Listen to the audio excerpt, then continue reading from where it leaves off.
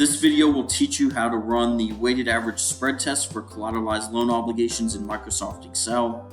I'll keep my use of the keyboard to the maximum and keep my use of the mouse to the minimum to teach you the keyboard shortcuts. Please subscribe to this channel and hit the like button for more great content. Let's get into the video.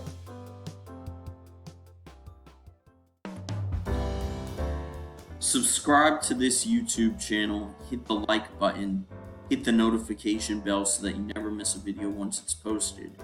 Share this video with friends and family and leave a super thanks to help this channel grow. I'm going to open the weighted average spread test from my File Explorer. To open the File Explorer, press Windows key 1 on your computer. I'm using the arrow key to get over, as well as End and Home keys to get where I need to go. Press Alt Tab to get back to the File Explorer, Alt F4 to close it. And now we can see here the collateralized loan obligation weighted average spread test. So first, it's going to be helpful to know what a collateralized loan obligation is.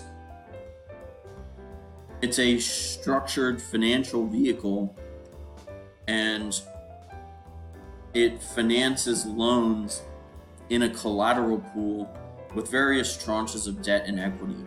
The loans are usually non-investment grade bank loans. They could be made to strategic borrowers as well as financial sponsors doing buyouts of companies. And there can also be asset-backed securities in the collateral pools. There can even be other CLO tranches within some of these CLO structures that are in the collateral pool. So a CLO made out of tranches of other CLOs. And the CLO market is highly regulated both in the United States and Europe. And the weighted average spread test is one of the key regulations that it has to undergo. And the test checks whether the loans in the collateral pool are generating enough interest to pay the debt holders of the various debt tranches. And you can figure out how the spread works in the CLO indenture, which is a defining legal document, and it lays out the terms and conditions of the loan. Alt A is in alpha, H is in hotel to hide that. And now we can focus on the aggregated funded spread in the indenture, which has three components. Part 1A as in alpha, Part 1B as in Bravo, Part 1C as in Charlie. And the aggregated funded spread for each loan is going to be shown in the next tab. And by taking the sum of the products of all of the loans and dividing by the sum of their value, you can get the weighted average spread. So in part 1A is an alpha. It has to do with floating rate CDOs, and it excludes any loans that aren't paying cash interest. So things such as payment in kind, partial payment in kind, and any cash interest accrued on non-cash interest as well. And the unfunded portion of any delayed drawdown obligation, that's also excluded. But for Part 1A as an alpha, loans in the collateral pool that meet that definition, their spread is the spread above the index minus the London Interbank Offered Rate, and it's adjusted for any floors, interest rate floors that are in any of these loans. Part 1B as in Bravo also has to do with floating rate CDOs, again excluding delayed drawdown obligations and their unfunded portions, excluding non-cash interest, payment in kind, partial payment in kind, these sorts of things. And this is going to have, securities in the collateral pool that meet the definition for this. Their spread is going to be the spread over LIBOR that they're generating, and it's with respect to the current interest accrual period, which is a key component of part 1, B as in Bravo. And then the final part, if, as you'll see in a moment, any security within the collateral pool that doesn't meet the definition of 1A as in Alpha and 1B as in Bravo gets put into 1C as in Charlie.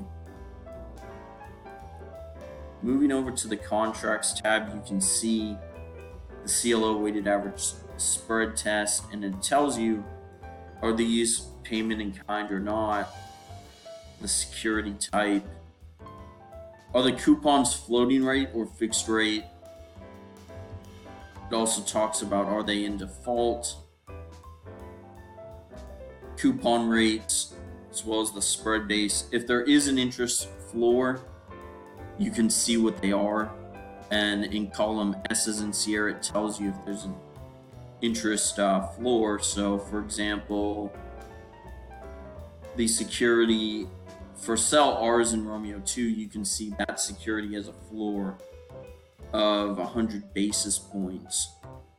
And then it talks about the index, LIBOR 12-month, LIBOR 3-month, and whether or not it's even a LIBOR security for the index. And then moving on, you can see the London Interbank Offered Rate 3 months. In this example is just over 25 basis points. And you can see the remaining balance on the loan as well. Then here are the key columns that help calculate the weighted average spread test. Column A is in Alpha, F is in Foxtrot, column A is in Alpha, G is in Golf, column A is in Alpha, H is in Hotel. So I can do Control Shift U is in Uniform, and you can see the full formula. It uses a lot of nested or embedded if statements, where you have an if statement inside of an if statement. So for section 1, A is in Alpha, if the security is in default, you write false. And if the security is a payment in kind security, those are also excluded, so you would write false. And then, if those are not true, then you do the index rate minus London Interbank Offer Rate 3 months, or it's the maximum of that, or the interest rate floor minus the London Interbank Offered Rate for 3 months, keeping in mind that the floor is like a real option. So if interest rates in the secondary market fall below the floor gives the lender a real option to keep charging that higher interest rate than wherever spot rates are in the rest of the market at the time. So that's how you do 1A as an alpha. And so by definition, if 1A as an alpha is true, then 1B as in Bravo and 1C as in Charlie are false. The formula for 1C as in Charlie, if there's an unfunded CDO, collateral debt obligation, or a principal security, again, it's going to be false. And then if it's true, then you would do the sum of the spread base, the index rate, minus LIBOR for 3 months.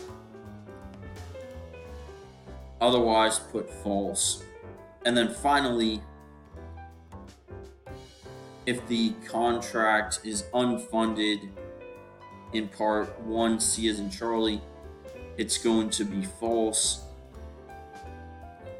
And if everything in this one works out, it's just going to be the London Interbank Offered Rate. Or rather, it's going to be the coupon rate minus the index rate, since these tend to be the defaulted securities within the pool. And so that's how you do the formulas in column A as in alpha, F as in foxtrot, column A as in alpha, G as in golf, A as in alpha, H as in hotel. And then to get the total balance, you just do the sum of the balances and the spread times the balances. You take the balance times the spread to get the interest that would accrue. And this is how much interest the CLO would have to generate to pay back all the tranche holders. And then remember, the weighted average spread itself is just the sum product of the final spread and the final balance divided by the value of the final balance. And so that's how you calculate the weighted average spread. So in closing, it's the key here to take away is that a weighted average spread test for CLOs tells you whether the securities in the collateral pool will generate enough interest to pay back the various tranche holders. And that's why this test is run. Now you have some idea how to run it yourself. Take this knowledge into the marketplace to better understand collateralized loan obligations. Have a great day. Thank you for watching this video. Please subscribe to my YouTube channel, hit the notification bell, hit the like button, leave a comment below, and please buy my books. The links to those will be in the description of this video.